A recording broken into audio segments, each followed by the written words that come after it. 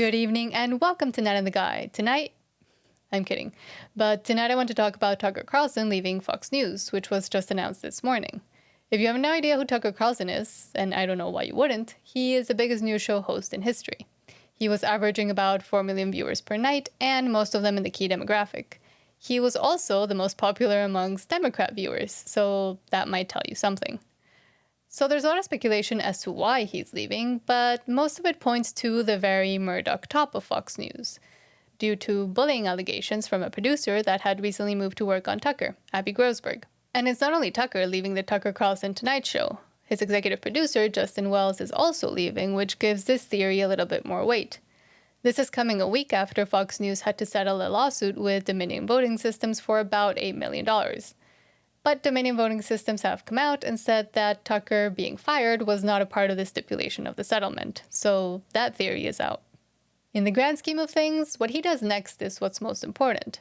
He can do almost anything he wants, and whatever he does choose to do, he'll do out of a passion for the country, because he already has millions, and wherever he goes, he'll get millions and millions more. On the political front, I would expect him to run in 2028. But if he does choose to run now, he'd be only second behind Trump, given his popularity. However, I think he'd do best to run as vice president for Donald Trump, given that he only has one term left, and go on from there to run in 2028 and maybe 2032, which would give him a long-term plan to implement a populist vision for America. And if it's not politics, on the media front, he can do whatever he wants. I mean, he very recently moved to Florida, which is headquarters for both Trump and Rumble.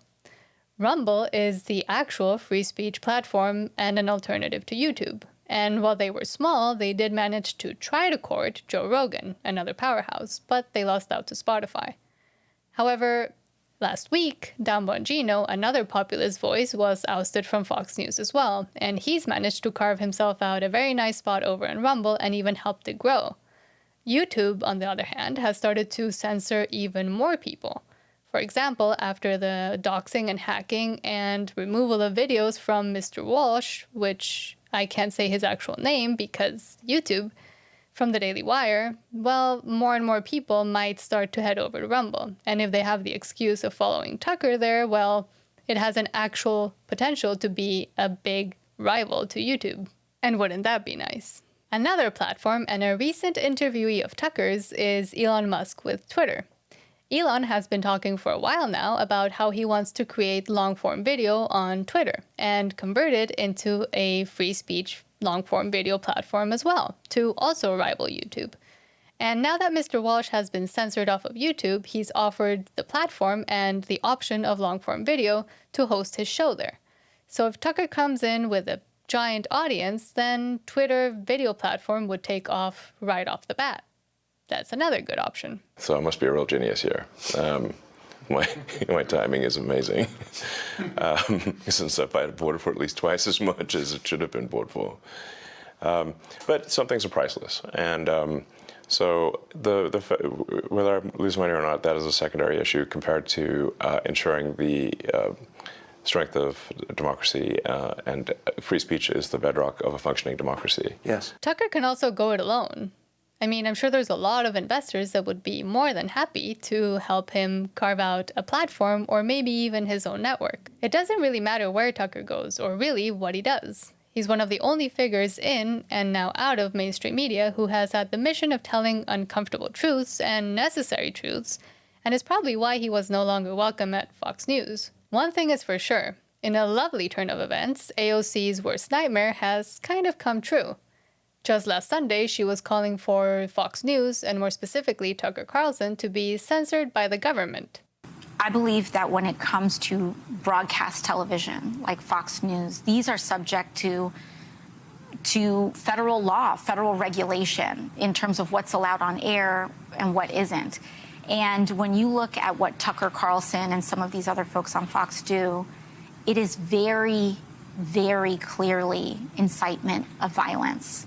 Very clearly incitement of violence. Well, little Miss Thing, Tucker is now freer than ever, and believe me, I don't think he's going to shut up now. Mainstream media and news have been slowly dying under their own power-hungry mistakes. But with BuzzFeed News going under last week, Tucker exiting Fox News, and making them irrelevant, and Don Lemon being unceremoniously fired from CNN also today. Here's video of him talking to a British historian that exemplifies what a Don Lemon is. And then you have those who are asking for reparations for colonialism, and they're wondering, you know, $100 billion, $24 billion here and there, $500 million there. Some people want to be paid back, and members of the public are wondering, why are we suffering when you are, you know, you have all of this vast wealth? Those are legitimate concerns.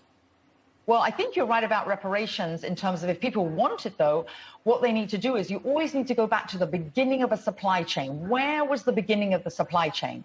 That was in Africa. And when across the entire world, when the slavery was taking place, which was the first nation in the world that abolished slavery? The first nation in the world to abolish it. It was started by William Wilberforce, was the British. In Great Britain, they abolished slavery.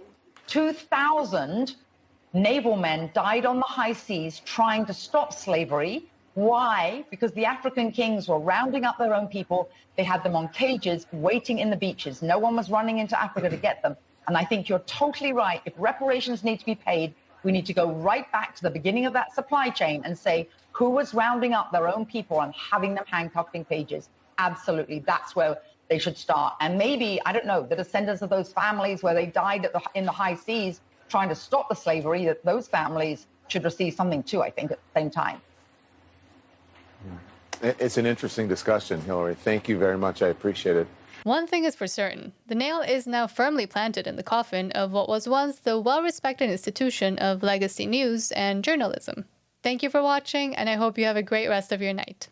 Way to start. What a great way to end a week. Yeah. Truly, that was a great segment, and I'm just grateful that you came on, and I'm especially grateful for the pie. Thank you for having me. Appreciate it. Employee of the week, we're just make it of the year, Tyler Morrell of Coco's Pizza. That's it for us for the week.